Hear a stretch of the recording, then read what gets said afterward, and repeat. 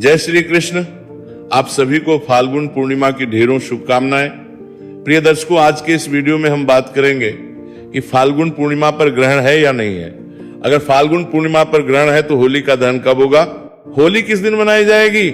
फाल्गुन पूर्णिमा पर जो भगवान नारायण का व्रत किया जाता है, सत्यनारायण भगवान का व्रत होता है, पूर्णिमा का व्रत होता है, वो कैसे होगा, किस दिन होगा, पूजा के लिए क्या समय रहेगा, कैसे पूजा हमें करनी चाहिए अगर ग्रहण है तो, होली का दहन और होली की पूजा कब होनी चाहिए, अगर ग्रहण है तो क्या नियम होंगे, क्या विधि होगी और क्या प्रभाव रहेगा इस ग्रहण का, इसकी सच्चाई क्या है, यह संपूर्ण जानकारी आज की इस वीडियो में आपको प्रदान की जाएगी।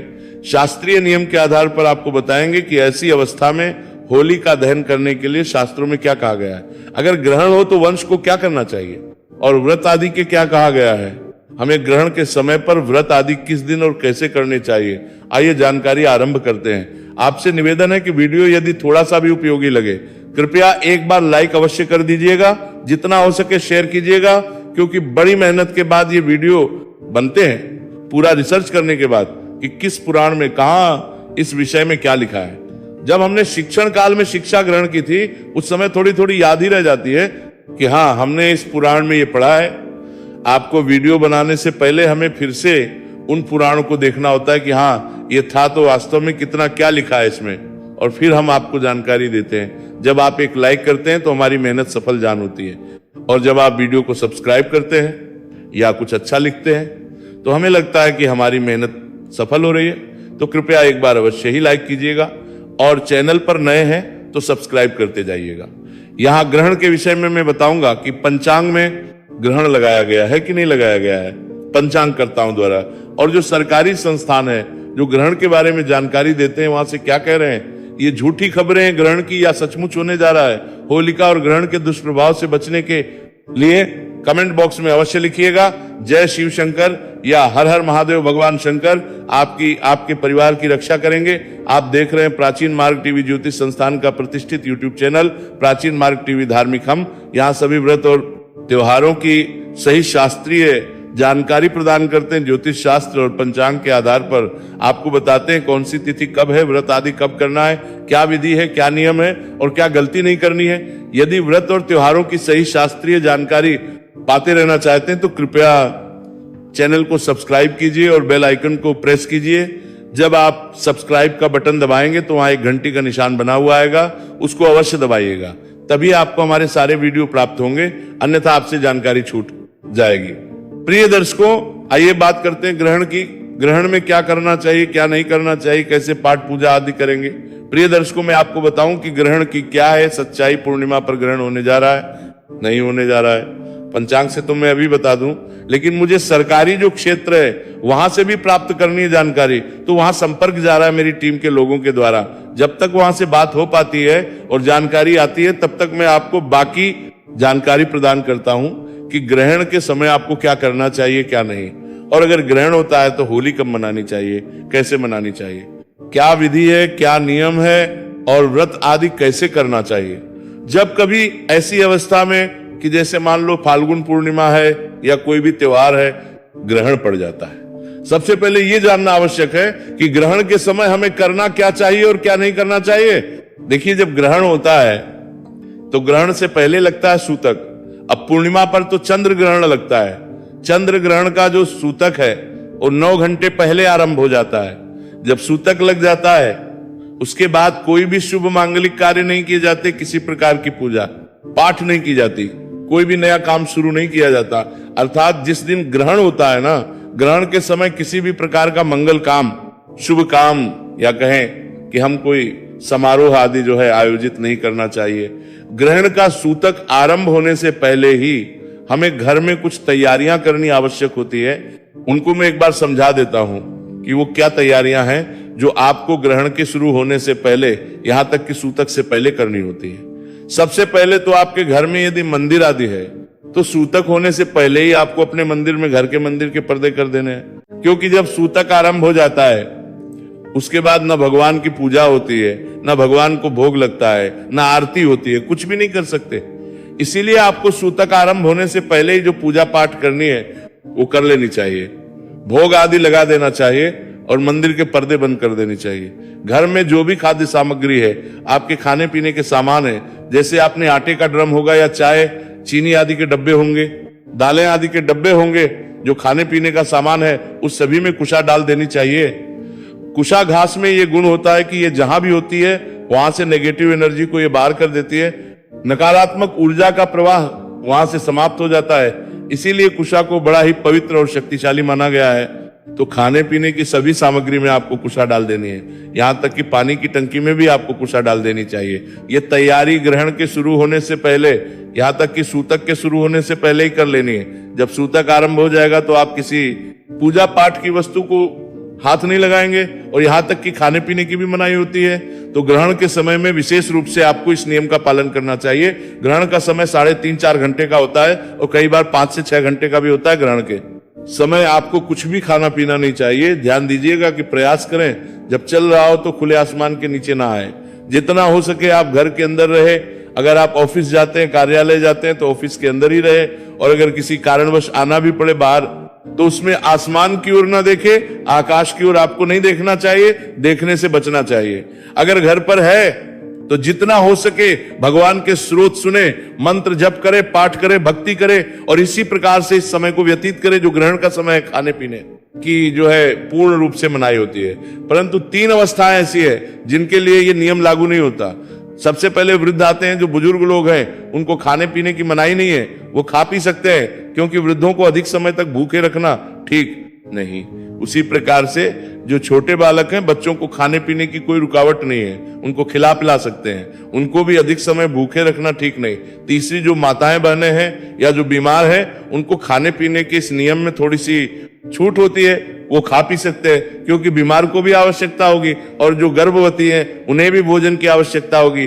बाकी सभी लोगों को भोजन ना करने का जो नियम है ग्रहण में, उसका पालन करना चाहिए। ग्रहण के दौरान आप जिस भी किसी वस्तु का स्पर्श करते हैं, ग्रहण समाप्त होने के बाद उसका शुद्धिकरण आवश्यक हो जाता है। इसीलिए जिस माला से आप जप कर रहे हैं ना, ग्रहण के बाद उस माला का शुद्धिकरण अभिप्राय है कि उसको जल से आपने धोना चाहिए। जिस आसन पर बैठकर आपने पूजा की है उसको भी धोना चाहिए, उसका भी शुद्धिकरण आवश्यक है। ग्रहण के बाद क्या करना है इस पे आऊं, उससे पहले यह बताना आवश्यक है कि जो गर्भवती माताएं बहनें हैं उनको विशेष रूप से क्या सावधानी बरतने की आवश्यकता है, क्या गलती नहीं करनी चाहिए। ग्रहण के समय पर जो भी हमारी गर्भवती माताएं बहनें हैं उनको ध्यान देना है कि कटाई, छटाई, बुनाई आदि के जो कार्य हैं वो नहीं करने चाहिए। तेज धार वाले जो हथियार हैं, नुकीली धार वाले जो हथियार हैं, उनका प्रयोग नहीं करना। चाहे वो चाकू है, चाहे वो छुरी है, चाहे वो सिलाई करने वाली सुई है, इन सब चीजों से दूर रहना है। ये कार्य आपको नहीं करने हैं। जितना हो सके भगवान की भक्ति कीजिए, भगवान के मंत्रों का जाप कीजिए। पहले स्तोत्र सभी अपलोड किए हुए हैं, शिव शास्त्र नाम का श्रवण करें, विष्णु शास्त्र नाम का श्रवण करें। ये सुनना बड़ा ही पुण्यदायी और उत्तम रहता है। इस प्रकार से गर्भवतियों को ये समय व्यतीत करना चाहिए। जो ऑफिस जाती है, कार्यालय जाती है, तो देखिए आपको प्रयास करके अंदर रहना चाहिए, या तो ऑफिस के अंदर या तो घर के अंदर, और अगर किसी बाहर आना भी पड़े तो आसमान की ओर न देखें। सबसे महत्वपूर्ण एक सलाह मैं आपको दूंगा कि डरना नहीं है ग्रहण से। गर्भवतियों को ग्रहण के नाम पे डराया बहुत जाता है, आपने डरने की आवश्यकता नहीं है। केवल सावधान रहिए कि कुछ ऐसा ना हो जिसकी मनाही है। बाकी डरना नहीं, ऐसा नहीं है कि जबरदस्ती गर्भस्थ शिशु को कोई हानि हो जाने वाली है, ऐसा कुछ नहीं होगा।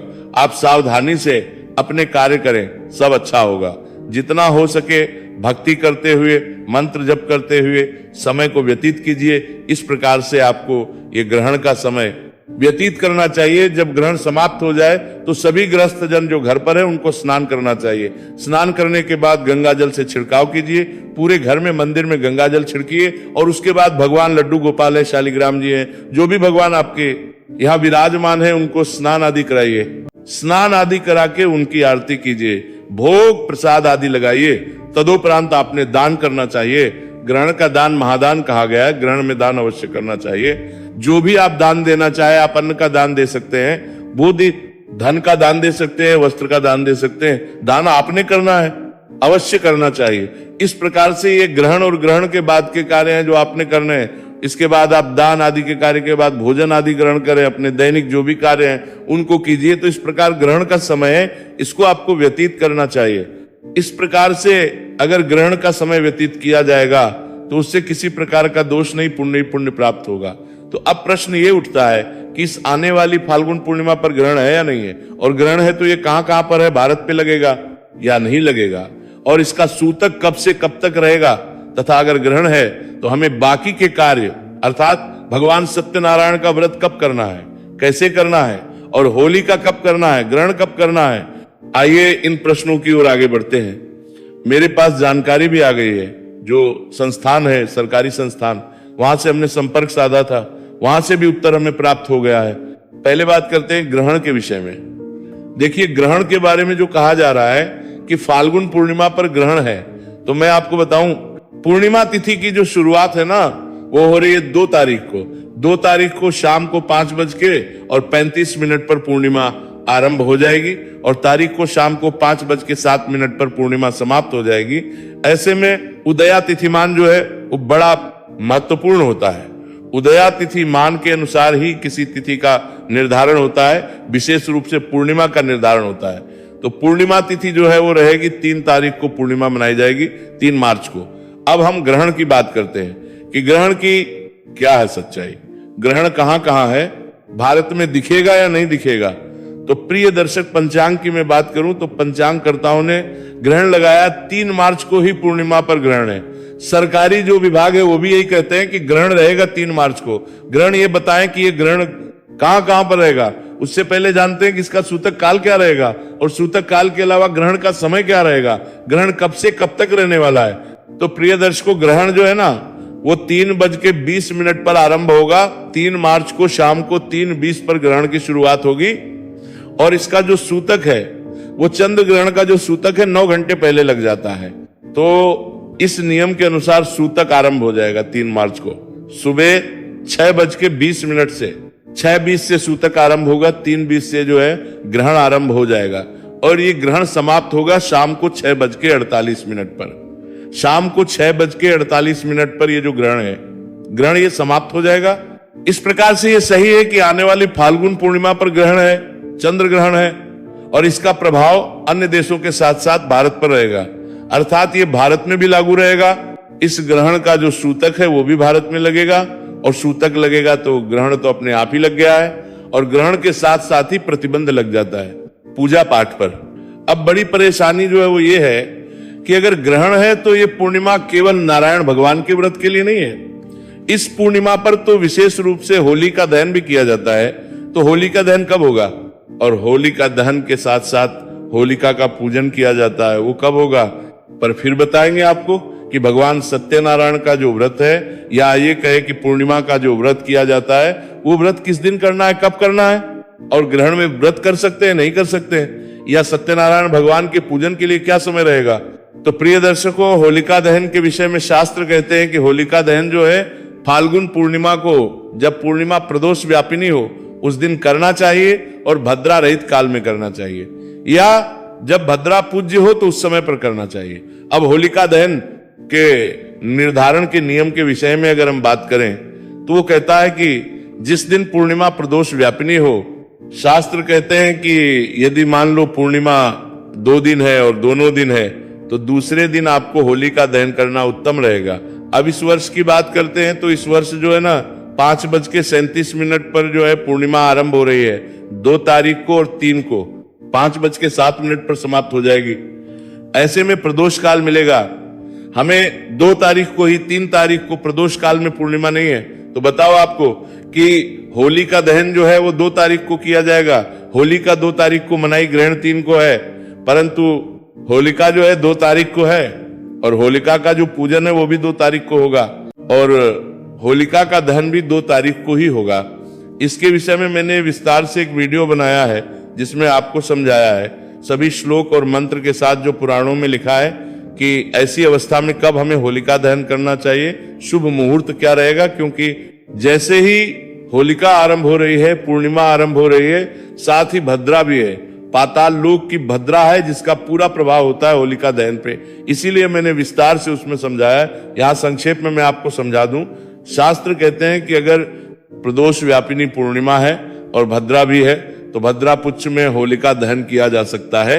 इसी नियम के तहत होलिका का दहन जो है 2 फरवरी को शाम को 6:30 बजे से और 7:15 के बीच में किया जा सकता है, क्योंकि ये समय भद्रा पुच्छ का रहेगा पूजन। बात करें तो पूर्णिमा की शुरुआत जो है 5:35 पर हो रही है और तभी से आप होलिका का पूजन कर सकते हैं। और होलिका का पूजन तो जहां होली जलाई जाती है ना, होली का जहां डांडा गड़ता है उस स्थान पर 12 बजे के बाद भी किया जा सकता है 2 तारीख को। और अति शुभ की बात करें तो 5:55 से आप पूजन करें, लगभग वही 7:30 पौने 8 बजे तक उत्तम समय है। तो आपको साफ हो गया होगा कि होली का जो है वो तारीख को मनाई जाएगी और उस पर ग्रहण का प्रभाव नहीं है, भद्रा की प्रभाव है। तो इसलिए मैंने आपको मुहूर्त बता दिया कब करना चाहिए। बाकी विस्तार से मैंने जो जानकारी दी है आपको अलग से वीडियो बना के दिया है, उसमें सभी पुराणों के जो श्लोक हैं वो भी मैंने आपको समझाए हैं। 3 से 4 नियम कहे गए हैं शास्त्रों में इसके निर्धारण के, वो भी मैंने आपको बताए हैं। तो नियमों के अनुसार आप समझ लीजिएगा, उसमें विस्तार से मैंने समझाया है। तो होली का दहन होगा 2 तारीख को, 3 तारीख को नहीं है। अब प्रश्न उठता है नारायण भगवान के व्रत का, और जो पूर्णिमा का व्रत होता है उसका ये सही है कि सत्यनारायण व्रत या पूर्णिमा तिथि उसी दिन मनाई जाती है जिस दिन सूर्य के मुख से पूर्णिमा होती है। उदया तिथि मान के अनुसार पूर्णिमा होती है उस दिन, और इसको मनाना उत्तम होता है। इस नियम के अनुसार पूर्णिमा जो है वो 3 तारीख को ही है, 3 मार्च को ही रहेगी पूर्णिमा, परंतु ग्रहण जो है वो रहेगा 3 तारीख को। और ग्रहण का जो सूतक है वो सुबह सुबह लग जाएगा 6:20 से पहले ही, अर्थात उदय से पहले ही सूतक लग जाएगा। तो उस दिन दिन भर कोई पूजा पाठ नहीं हो सकता, ना सत्यनारायण भगवान की कथा आप कर सकते हैं, ना व्रत कर सकते हैं, ना पूजन कर सकते हैं, कुछ नहीं कर सकते। ऐसी अवस्था में शास्त्र क्या कहते हैं, हमें करना क्या चाहिए?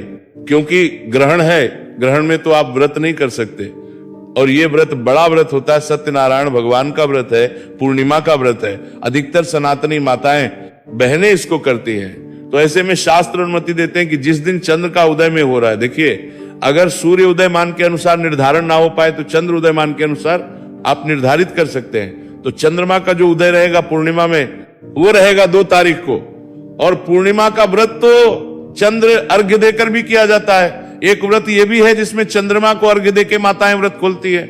तो इसीलिए इस बार सत्यनारायण भगवान का व्रत पूजन भी आप 2 तारीख को ही करेंगे। पूर्णिमा का जो त्योहार है वो भी 2 मार्च को ही मनाया जाएगा, ना कि 3 मार्च को, क्योंकि मार्च को ग्रहण रहेगा। अब प्रश्न उठता है कि फिर 2 मार्च को पूजा के लिए शुभ मुहूर्त क्या रहेगा? ये दिन रहेगा 2 तारीख को, सोमवार का, सोमवार को प्रथम चौघड़िया उत्तम होता है, अमृत का चौघड़िया होता है। तो सूर्योदय के साथ 6:48 पे सूर्योदय हो रहा है और 8:18 तक उत्तम मुहूर्त है। उसके बाद 9:50 से और 1:15 कर रहा है, 11 बजे तक लगभग उत्तम मुहूर्त रहेगा। इस समय में भी आप नारायण का व्रत पूजन कर सकते हैं, कथा श्रवण आदि तो आप पूरा दिन कर सकते हैं, कोई दोष नहीं है। चंद्र उदय की मैं बात कर लेता हूं कि चंद्रमा का उदय कब होगा। इस दिन चंद्र उदय जो है वो 6:26 पर बताया जा रहा है। ये थोड़ा अलग अलग स्थानों पर थोड़े से 5-10 मिनट आगे पीछे भी हो सकता है, क्योंकि चंद्र उदय और सूर्य उदय दोनों ही सभी स्थानों पर अलग अलग समय होता है थोड़ा सा, क्योंकि जैसे जैसे दूरी बढ़ती है वैसे वैसे समय बदलता चला जाता है। फिर भी 26 का समय है, इसके आसपास ही लगभग आपके यहाँ भी चंद्र उदय हो जाएगा।